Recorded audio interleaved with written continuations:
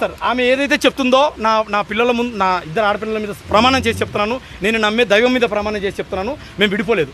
అమ్మాయి ఏదైతే డాక్యుమెంట్ చూపిస్తుందో అది ఫేక్ డాక్యుమెంట్. ఇందులోంచి బయటికి రానికి తను ఏదైతే she establishing some fake. If you want, నేను మీడియా ముందు, ఈ 10 కోట్ల తెలుగు ప్రజల ముందు నేను ఛాలెంజ్ చేస్తున్నాను. ఆమె ఏ డాక్యుమెంట్ అయితే చూపిస్తుందో ఆ డాక్యుమెంట్ ఫోరెన్సిక్ పంపించండి. అది 2024లో డమ్మీగా తయారు చేసినటువంటి డాక్యుమెంట్. దాంతో నాతో బలవంతంగా సైన్ పెట్టించుకుంది. నేను మీ ముందే చెప్తున్నాను, ఒకవేళ అది ఫేక్ డాక్యుమెంట్ అని కాకపోతే ఈ కేసు నేను వదిలేసి ఇంటికి వెళ్ళిపోతాను. నేను చెప్తున్నాను, ముందే చెప్తున్నాను.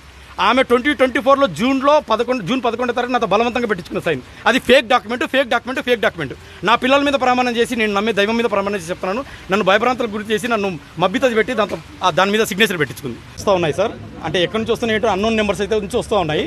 నేను ఆల్రెడీ ఆమె నర్వస్. నేను లీగల్గా నేను ప్రొటెక్ట్ చేసుకోవాలి. నాకు 2 ఆడపిల్లలు ఉన్నారు. ఒకవేళ నా బాబు కాకపోయినప్పటికీ కూడా అది కూడా పసిపున దేవుడితో దైవస్వరూపం కాబట్టి ఆ 3 పిల్లలకి, నాకు, ఈవెన్ శాంతికి కూడా, తనకు కూడా ప్రొటెక్షన్ కావాలి. అమ్మాయి కూడా ఒక స్త్రీ కాబట్టి ఈ దృష్ట్యా నేను కాపాడుకునికి, పిల్లల్ని కాపాడుకునికి మీడియా ముందుకు వచ్చాను. Home minister madam Anitha madam కూడా కలిశాను. మేడం 15 నిమిషాలు 15-20 మినిట్స్ పర్సనల్గా మాట్లాడారు. మదన్ 4 రోజుల నుంచి వస్తున్నటువంటి విషయం అంతా మాకు తెలుసు. మేమంతా వింటున్నాము, క్షుణ్ణంగా అబ్జర్వ్ చేస్తూ ఉన్నాము, మెటిక్యులస్గా ఎవ్రీ స్టెప్ అబ్జర్వ్ చేస్తూ ఉన్నాము. మ్యాటర్ కొద్దిగా సెన్సిటివ్గా ఉంది.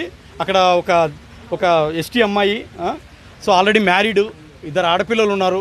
అక్కడ ఆ తప్పు చేసిన వాళ్ళు ఎవరైనా కానీ వాళ్ళు నిజంగా లీగల్ డైవర్స్డా కాదా, ఇందులో ఏంటి అసలు మెయిన్ ఆబ్జెక్టివ్ ఏంటి, దీని వెనకాల అంటే బాబులకన్నీ కారణం ఏంటి, ఏమన్నా హిడెన్ ఎజెండాస్ ఏమన్నా ఉన్నాయా, అవన్నీ మేము చూస్తాము.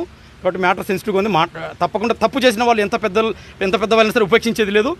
చట్టం తన పని తను చేసుకుంటే వెళ్తుందని మేడం నాకు గ్యారెంటీ ఇచ్చింది. సో నేను కూడా మేడం దగ్గర ఎమోషనల్గా ఏడవాల్సి వచ్చింది. ఆ పరిస్థితిలో కొన్ని వచ్చాయి సార్, అన్నోన్ నెంబర్స్ నుంచి వస్తున్నాయి.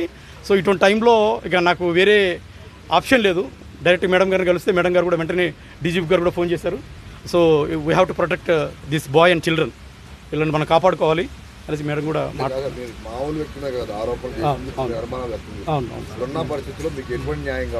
నేను ఒకటే సార్, ఇప్పుడు నేనైతే స్వతహాగా నేను పెట్టిన పేర్లు కాదు. నేను చెప్తున్నట్టు నేను అమెరికాలో ఉన్నప్పుడు ఒక 12 నెలలు నా బిడ్డగా శాంతి, నా బిడ్డే అంటే మదన్ బిడ్డే, నా బిడ్డే అని చెప్పి నన్ను నయవంచన చేసింది సార్. నయవంచన చేసింది.